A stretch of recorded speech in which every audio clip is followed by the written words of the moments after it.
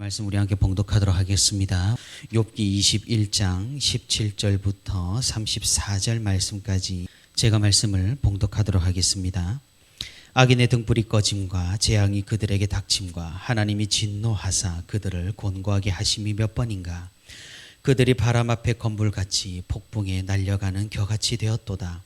하나님은 그의 죄악을 그의 자손들을 위하여 쌓아두시며 그에게 갚으실 것을 알게 하시기를 원하노라. 자기의 멸망을 자기의 눈으로 보게 하며 전능자의 진노를 마시게 할 것이니라. 그의 달수가 다하면 자기 집에 대하여 무슨 관계가 있겠느냐. 그러나 하나님께서는 높은 자들을 심판하시나니 누가 능히 하나님께 지식을 가르치겠느냐. 어떤 사람은 죽도록 기운이 충실하여 안전하며 평안하고 그의 그릇에는 젖이 가득하며 그의 골수는 윤택하고 어떤 사람은 마음의 고통을 품고 죽음으로 행복을 맛보지 못하는도다. 이 둘이 매 한 가지로 흙 속에 눕고 그들 위에 구더기가 덮이는구나. 내가 너희의 생각을 알고 너희가 나를 해하려는 속셈도 아노라. 너희의 말이 귀인의 집이 어디 있으며 악인이 살던 장막이 어디 있느냐 하는구나. 너희가 길 가는 사람들에게 묻지 아니하였느냐. 그들의 증거를 알지 못하느냐. 악인은 재난의 날을 위하여 남겨둔 바 되었고 진노의 날을 향하여 끌려가느니라. 누가 능히 그의 면전에서 그의 길을 알려주며 누가 그의 소행을 보응하랴. 그를 무덤으로 메어가고 사람이 그 무덤을 지키리라.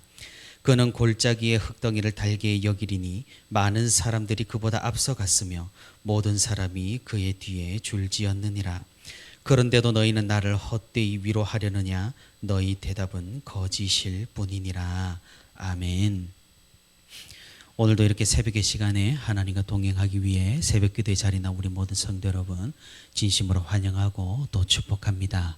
오늘도 우리 함께 말씀 듣는 가운데 그리고 말씀 붙들고 기도하는 가운데 하나님의 크신 은혜와 위로가 풍성히 있기를 주님의 이름으로 소망합니다.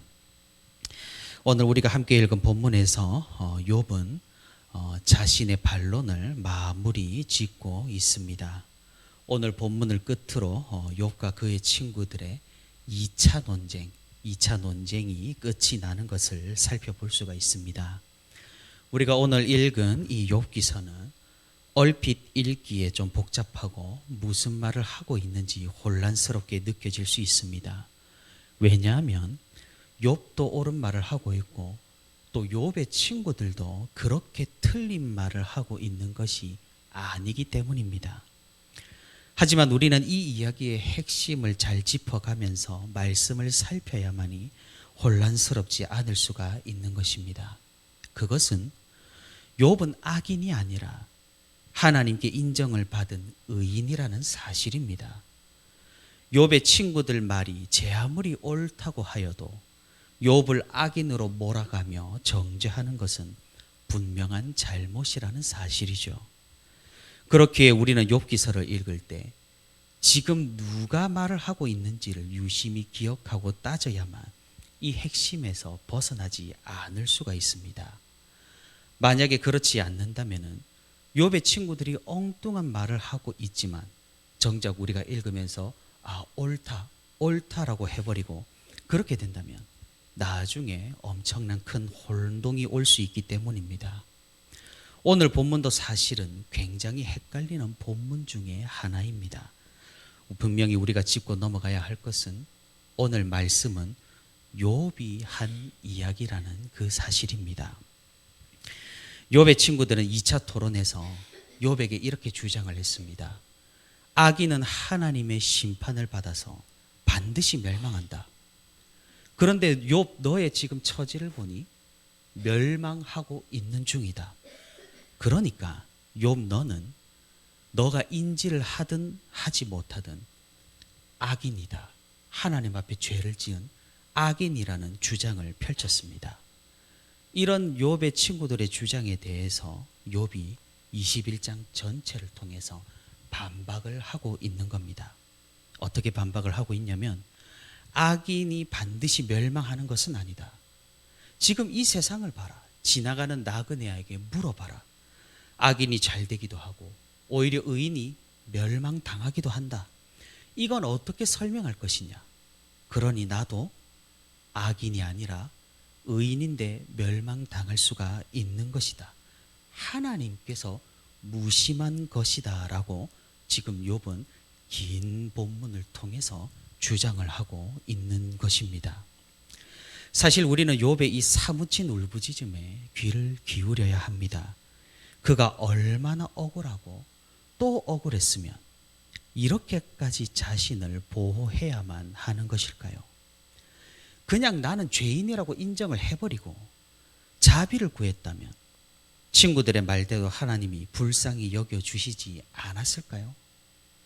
하늘 아래 의인이 없고 사소한 죄악도 죄악이거늘 그냥 욥이 자신의 의로움을 주장하는 걸 포기하면 안 되는 것이었을까요?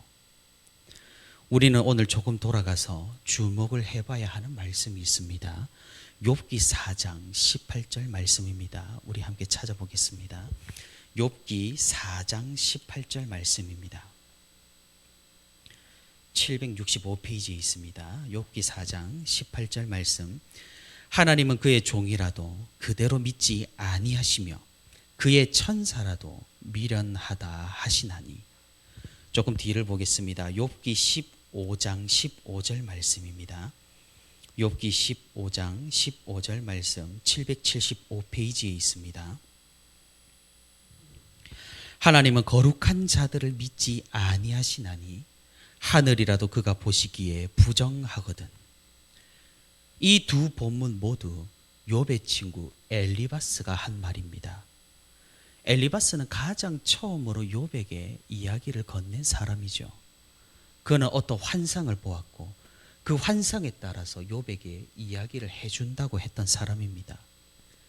우리는 이 엘리바스의 말에서 욥이 왜 그토록 자신의 신념과 자신의 의로움을 포기하지 않았는지를 살펴볼 수가 있습니다. 엘리바스는 하나님을 믿지 않았습니다.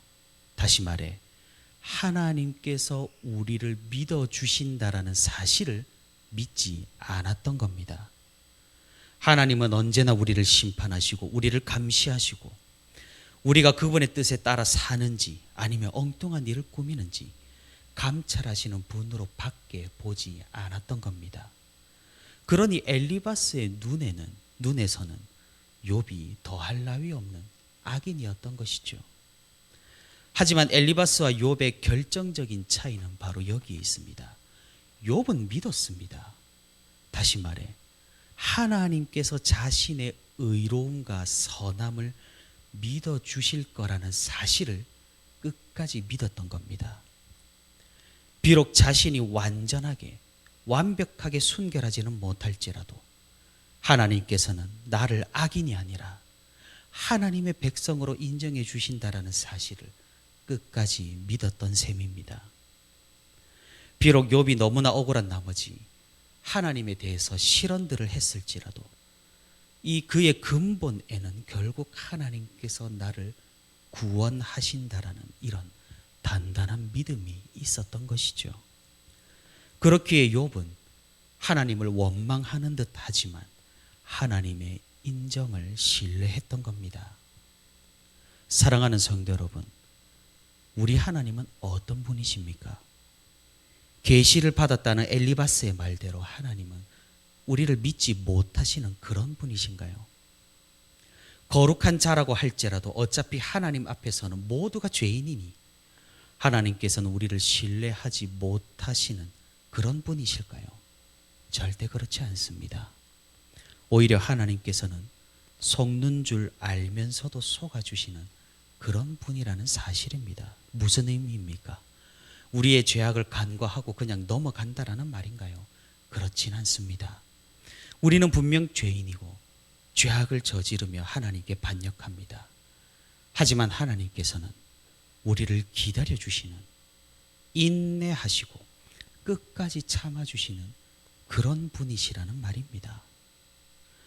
우리가 너무나 엄격하게만 여기는 율법을 하나님께서 이스라엘 백성들에게 주실 때 하나님께서는 스스로를 이렇게 표현하셨습니다. 출애굽기 34장 6절입니다.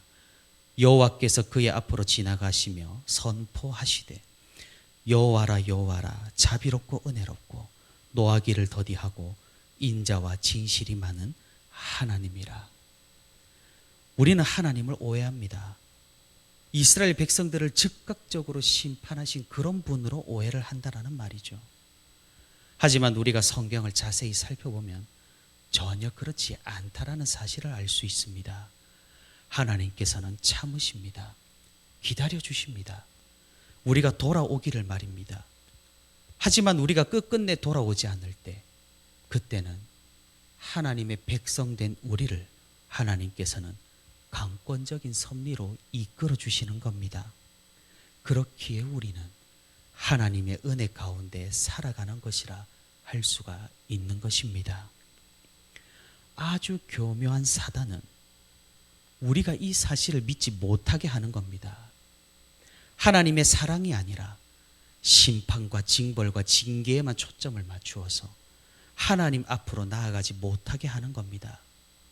지금 욥의 친구들이 욥에게 하는 것 그대로 말입니다. 하나님은 선하십니다. 분명한 사실입니다. 이것은 하나님이 도덕적으로 선하다는 말이 아닙니다. 하나님 자체가 선입니다. 하나님과 함께함이 선입니다. 사단은 우리를 하나님과 멀어지게 합니다. 하나님과 함께하지 않음이, 하나님과 멀어짐, 하나님의 부재가 바로 악입니다. 사단은 계속해서 우리를 정죄합니다. 우리는 하나님과 함께할 수 없다라고 말이죠. 그러니 애써 하나님을 믿으려고 하지 말라라고 말입니다. 그래서 악인과 같이 있기만 해도 우리는 그 영향을 받게 됩니다. 왜냐하면 함께 타락하는 것이, 함께 권하고 함께 유혹당하고 함께 악을 저지르고 타락하는 것이 악인들의 본성이기 때문입니다. 우리에게는 자격이 없으니 괜히 애쓰지 말라고, 그냥 함께 하나님 없는 세상에서 쾌락으로 행복하게 살자며 우리를 끝까지 유혹하는 것이죠. 맞습니다. 우리에게는 자격이 없습니다. 하지만 하나님께서는 우리의 자격을 보시지 않는다라는 사실을 우리는 기억해야 합니다. 하나님께서는 자비로우시고 인자하시고 많이 참으시며 우리를 기다려 주시는 분, 예수 그리스도로 말미암아 우리를 거두어 주시는 분이십니다. 우리 그리스도인은 이 믿음으로 이 세상을 살아가는 겁니다. 사단의 계략은 무섭습니다. 왜냐하면 이 세상을 보면 정말로 그런 것 같기 때문입니다. 하나님과 함께하는 사람들과 하나님과 상관없는 사람들 사이에 무슨 차이가 있을까요? 하나님을 믿는다면 무언가 우리 삶이, 우리의 조건이, 우리의 자격이 달라지기는 하는 걸까요? 여기에 함정이 있습니다. 하나님을 믿는다는 것은 우리의 환경과 우리의 자격과 우리의 조건을 바꾸는 것이 아니라는 겁니다. 오늘 욥이 우리에게 극단적으로 이를 보여주지 않습니까? 하나님을 믿으면 오히려 이상하게 패망할 수도 있다라는 사실을 우리에게 분명히 보여주고 있는 겁니다. 오늘 본문에서도 욥은 이런 사실을 지적하고 있습니다. 오늘 본문 21장 23절부터 26절까지 말씀입니다. 어떤 사람은 죽도록 기운이 충실하여 안전하며 평안하고 그의 그릇에는 젖이 가득하며 그의 골수는 윤택하고 어떤 사람은 마음의 고통을 품고 죽음으로 행복을 맛보지 못하는도다. 이 둘이 매 한 가지로 흙 속에 눕고 그들 위에 구더기가 덮이는구나. 하나님을 믿거나 믿지 않거나 인생들 가운데 별 차이가 없다라는 말입니다. 아무리 잘 믿어도 단명하는 경우가 있고 하나님과 아무런 상관없이 살아가도 장수하며 누가 봐도 축복받은 것 같은 삶을 사는 그런 경우도 많습니다. 오늘 본문에서 욥은 자신의 의로움을 증명하기 위해 이를 주장했지만 이런 사실은 하나님을 믿는 것과 우리의 사는 것이 아무런 관계가 없다라는 사실은 우리의 믿음을 흔들기에 너무나 충분한 통계이고 자료라는 사실입니다. 사랑하는 성도 여러분, 그럼 우리는 어떻게 해야 할까요? 그럼 우리는 무엇을 믿어야 할까요? 너무나도 당연하게도 우리는 이 세상이 전부라고 생각하지 않는 사람들입니다. 욥도 무엇이라고 말을 하고 있나요? 그렇게 풍성하게 살던 악인도, 그렇게 고생만 했던 선인도 결국 매 한 가지로 흙 속에 눕고 그들 위에 구더기가 덮인다라고 말합니다. 이 세상 아무리 잘 살았다고 하더라도 죽으면 모든 것이 끝납니다. 그때는 하나 빼고 아무것도 우리 곁에 남아있지 않게 됩니다. 그 남는 것이 무엇입니까? 그것은 믿음입니다. 하나님과 함께했던 믿음, 하나님의 말씀을 따랐던 믿음, 우리의 자격이나 우리의 조건이나 우리의 환경이 남는 것이 아니라 오직 믿음만이 우리에게 남아 있습니다. 결국 무엇입니까? 이 세상을 보니 하나님이 있으나 없으나 똑같이 그냥 팔자대로 살아가는 것 같지만 그것이 아니라는 사실입니다. 이 세상 오직 하나님의 섭리로, 하나님의 계획으로, 하나님의 통치로 이루어진다라는 사실입니다. 그리고 하나님께서는 우리의 그 믿음을 보시고 우리를 구원하시기를 기뻐하신다라는 사실입니다. 사랑하는 성도 여러분, 누구는 담배를 하루에 2갑씩 피워도 100살까지 삽니다. 누구는 술을 매일 먹어도 100살까지 삽니다. 그런데 누구는 담배를 입에도 대지도 않았는데 폐암으로 죽습니다. 누구는 술을 입에 대지도 않았는데 간암으로 일찍 죽습니다. 우리는 헷갈립니다. 우리는 혼란스럽습니다. 하지만 우리는 기억을 해야 하고 우리는 반드시 알아야 합니다. 하나님과 함께하는 것만이 우리에게 구원이 된다라는 사실을 말입니다. 하나님께서 우리를 믿어주시고 기다려주시니 우리가 은혜로 하나님께 나아갈 수 있다라는 사실을 말입니다. 우리가 이 믿음으로 이 세상을 살아갈 수 있기를 바랍니다. 이 혼란스럽고 어지러운 세상 가운데서도 우리가 변함없는 믿음으로 이 세상에 승리하며 살아갈 수 있기를 바랍니다. 오늘도 하나님의 신묘막측하신 섭리를 인정하고 하나님의 그 선하신 통치를 신뢰하며 혼란스러운 세상 가운데에서도 믿음으로 살아가고 믿음으로 승리하는 저와 우리 부천시민교회 모든 성도가 되기를 주님의 이름으로 소망합니다.